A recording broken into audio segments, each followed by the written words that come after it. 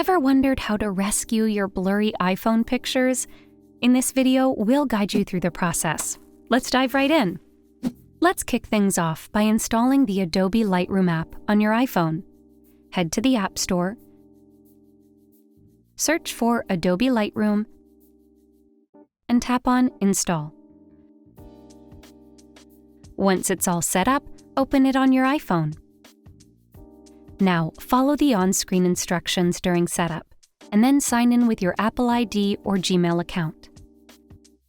Then you'll get a pop-up asking for photo library access.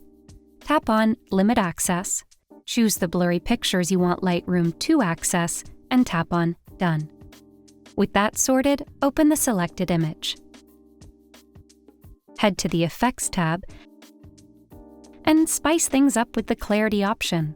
Increase it accordingly. Then, jump over to the Detail tab and work on that sharpening tool like a pro. Return to the Effects option and try Dehaze. It will remove atmospheric haze from the image. Once all this is done, tap on the Blur tab and increase the amount accordingly. Hopefully this video should work wonders on clearing up those blurry iPhone pictures.